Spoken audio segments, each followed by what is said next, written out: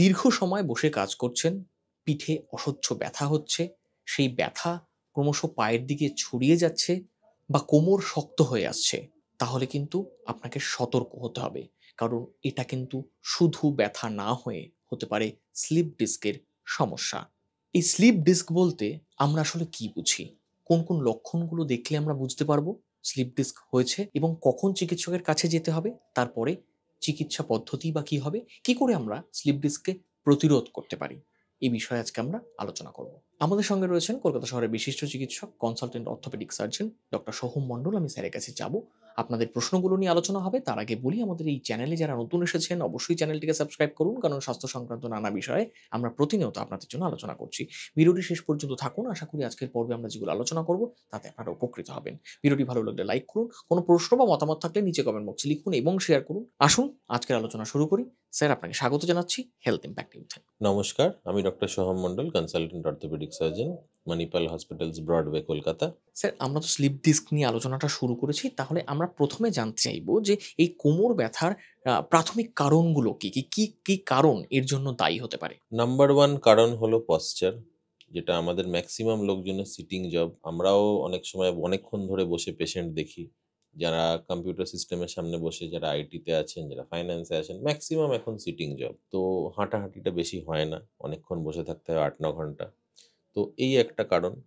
Number 2 কারণ হলো আমাদের ম্যাক্সিমাম এখন ইনডোরে কাজ, যার জন্য vitamin D and calcium deficiency একটা সব এজ গ্রুপে ডেভেলপ করছে। নাম্বার 3 কারণ হলো আমাদের অস্টিওপোরোসিস বলে যে রোগটা আছে, সেটার প্রেভ্যালেন্স ইন্ডিয়াতে কিন্তু এখন বাড়ছে। মোটামুটি এখন 2/3 of the population over the age of 50 suffers from osteoporosis.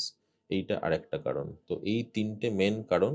তারপরে আরো কিছু অ্যাসোসিয়েটেড কারণ আছে, যেটা স্মোকিং, যেটার জন্য আমাদের বোন ডেনসিটি কমে যাচ্ছে, বা অ্যালকোহল অ্যাবিউজ, যেটার জন্য বোন ডেনসিটি কমে যাচ্ছে, অথবা আর কোনো ডায়াবেটিস বা থাইরয়েড জাতীয় রোগ, মানে সিস্টেমিক ডিসঅর্ডার, এইগুলোর জন্য যেটা হাড়ের ক্ষয় হয়। এই কয়েকটা কারণ মিলিয়ে আমাদের স্লিপ ডিস্কের প্রবলেমটা কজ করে। এবার স্যার একটু আমাদের বলুন যে এই স্লিপ ডিস্ক আসলে কি? স্লিপ ডিস্ক একটা মানে চলতি ভাষার টার্মিনোলজি হয়ে গেছে। তো আমি একটু দেখে বোঝাই, আমাদের সাথে এই মডেল আছে।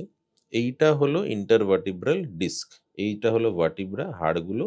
তার মাঝে একটা জেলির মতো, কুশনের মতো জিনিস থাকে, যেটার নাম হলো ইন্টারভার্টিব্রাল ডিস্ক।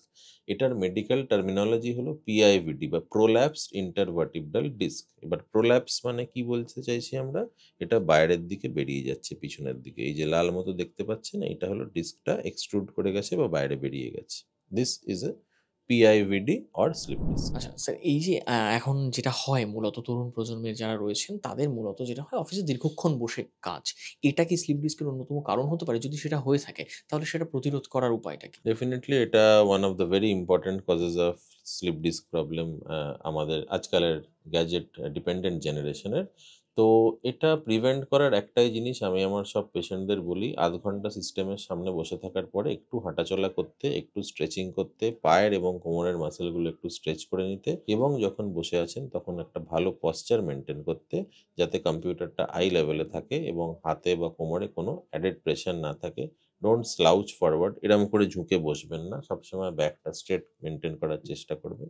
আরেকটা ইম্পোর্টেন্ট কজ আমি যেটা বলতে ভুলে গেছিলাম আগে, সেটা হলো ম্যাট্রেসটা মাঝে, মাঝে চেঞ্জ করবেন। অনেক সময় mattress is a very important cause of back pain, যেটা আমাদের কাছে পেশেন্টরা প্রেজেন্ট করে। তখন আমরা জিজ্ঞেসও করি যে, "কতদিন আগে ম্যাট্রেসটা চেঞ্জ হয়েছে?" যে বিছানায় শোয়া হয়। তো ওটা মোটামুটি অর্থোপেডিক ম্যাট্রেস হলে খুব ভালো হয়। আর নইলে বছর ২ এর মধ্যে একবার চেঞ্জ করা বেস্ট। স্যার, অনেক সময় কি হয় কোমরে ব্যথা শুরু হচ্ছে অসহ্য, কখনো সেই ব্যথা পায়ের দিকে ছড়িয়ে যাচ্ছে, কোমর শক্ত হয়ে আসছে। কিন্তু আমরা বুঝতে পারছি না যে এটা আসলে স্লিপ ডিস্ক কিনা। কোন সিম্পটমস বা লক্ষণগুলো দেখলে আমরা সেটা বুঝতে পারবো? দেখুন, সিম্পটমস যেটা নাম্বার 1 সিম্পটম, সেটাকে বলি আমরা র‍্যাডিকুলোপ্যাথি। র‍্যাডিকুলোপ্যাথি বলতে কি, যেটা চলতি ভাষায় অনেকে সায়াটিকা বলে থাকে। যে ব্যথাটা পায়ের দিকে নামছে। ধরুন আপনার হাঁটুর পিছন অব্দি নামছে, কারোর কাফ অব্দি নামছে, কারোর হিল অব্দি নামছে, এবং কারোর পায়ের আঙুল অব্দি ছড়িয়ে যাচ্ছে। তো পুরো আমাদের পায়ের নার্ভগুলোই কোমর থেকে শুরু হয়। তো এই যে নার্ভগুলো বেরোচ্ছে, এগুলো গিয়েই পায়ের নার্ভ তৈরি হয় এবং পুরো পায়ের ডিস্ট্রিবিউশনে নার্ভ সাপ্লাই দেয়। তো এবার যে জায়গায় ডিস্ক আছে এবং যতটা বড় ডিস্ক আছে, সেইটার উপরেই সিম্পটমসটা দাঁড়াবে যে পায়ের কোন নার্ভের উপরে চাপ পড়ছে। তো এই পায়ের দিকে ব্যথা ছড়ানোটা নাম্বার 1। যদি পেচ্ছাপ পায়খানায় প্রবলেম হয়, নাম্বার 2 সাডেনলি পেচ্ছাপ পায়খানায় প্রবলেম হলো, ইউরিনারি ইনকন্টিনেন্স বলি, পেচ্ছাপের কন্ট্রোল চলে গেল, বা পায়খানার কন্ট্রোল চলে গেল, বা প্রচণ্ড রেস্ট পেন হচ্ছে। রেস্ট পেন বলতে আপনি বসে থেকেও ব্যথাটা কমছে না, বা রেস্ট নিয়ে শুয়ে থেকেও ব্যথাটা কমছে না। এই ৩ টে রেড ফ্ল্যাগ কিন্তু আমাদের রাখতে হবে মাথায়। এই রেড ফ্ল্যাগগুলো থাকলে কিন্তু এটা লাম্বার স্পন্ডিলাইটিসের লক্ষণ বা স্লিপ ডিস্কের। এবার স্যার আমরা একটু জানতে চাইবো যে যারা চিকিৎসকের কাছে আসছেন এই সমস্যাগুলো নিয়ে, আপনারা প্রাথমিকভাবে কি করে এই রোগটা নির্ণয় করছেন এবং তার পরবর্তীতে স্লিপ ডিস্কের চিকিৎসাটা কি? প্রথমত আমরা কিছু ক্লিনিক্যাল টেস্টস করি, যেটা পেশেন্টকে শুইয়ে রেখে পাগুলো আমাদের হাতে ওজন নিয়ে পাগুলো সোজা করে তুলি। তো এটাকে বলে স্ট্রেট লেগ রেজিং টেস্ট। তো এই টেস্টগুলো দেখা যায় যে পায়ের দিকে কোনো টান আসছে কিনা। তারপরে পেশেন্টকে ঘুরিয়ে কিছু আমরা ম্যানুভার্স করি, যেটায় বোঝা যায়, লোকালাইজ করা যায় যে কোন জায়গার ডিস্কটা। তারপরে আমরা সেই স্পেসিফিক জায়গার এক্স-রে দিই, এবং এক্স-রেতেও যদি অনেক সময় ধরা না পড়ে তাহলে আমরা পরবর্তীকালে একটা এমআরআই। তো ট্রিটমেন্ট মোটামুটি আমরা শুরুতে এটা কনজারভেটিভই রাখি, এবং ওষুধ এবং থেরাপির মাধ্যমে। সাপোর্ট হিসেবে একটা আমরা কোমরের বেল্ট দিই। কিছু মাসল রিল্যাক্সেন্ট ওষুধ দেওয়া হয়। যদি পায়ের দিকে ব্যথা চলে তাহলে একটা নার্ভের ভিটামিন দিই আমরা, এবং একটা ক্যালসিয়াম ভিটামিন ডি কম্বিনেশনে ওষুধ দিয়ে থাকি। এগুলো ১ মাস চলার পরে সাথে কিছু ফিজিওথেরাপি কোর্স করার পরেও যদি না কমে, তখন কিন্তু অন্য চিন্তাভাবনা আমরা করি। তখন কিন্তু কোনো ইন্টারভেনশন লাগে। নয় ইনজেকশন দিয়ে যে নার্ভগুলোয় চাপ পড়ছে সেই নার্ভগুলো আমরা মেরে দিই, যেটাকে আমরা বলি রুট ব্লক। অথবা আমরা একদম ইন্সট্রুমেন্টেশন করে কেটে ডিস্কগুলো বার করে রড দিয়ে জিনিসটাকে সেট করি। স্লিপ ডিস্কের ক্ষেত্রে স্যার কখন আপনারা এটা বলেন যে এক্সারসাইজের উপর নির্ভরশীল হতে হয় রোগীকে, সেটা কোন পর্যায়ে থাকলে? দেখুন, আর্লি স্টেজ ধরুন গ্রেড 2 অবধি যেটুকু প্রোল্যাপসড ডিস্কটা আছে, যেটা খুব যদি বাইরে বেরিয়ে গিয়ে না থাকে, বা নার্ভের ব্যথাটা যেন খুব সবসময় হচ্ছে না, রেস্ট পেন নেই, এরম ক্ষেত্রে কিন্তু ম্যাক্সিমাম রোগী 80% 90% রোগীই কিন্তু কনজারভেটিভ ম্যানেজমেন্ট ওষুধ, বেল্ট এবং থেরাপিতে পুরোপুরি সুস্থ হয়ে যায়। তাহলে স্যার এই কোমর ব্যথা প্রতিরোধে দৈনন্দিন জীবনে কি ধরনের অভ্যেস তৈরি করতে হবে যাতে এই সমস্যায় আমাদের না পড়তে হয়? নাম্বার 1 এখন আমরা যেটা বলি, মোবিলিটি ইজ লাইফ।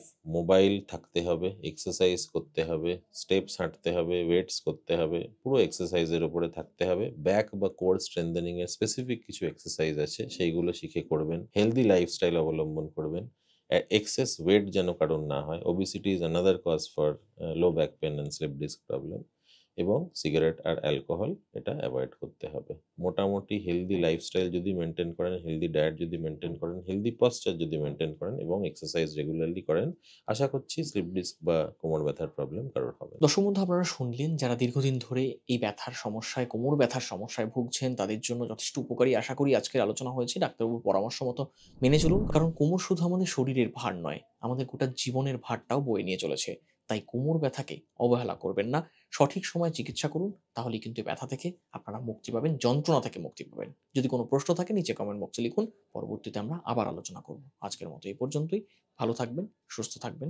ধন্যবাদ।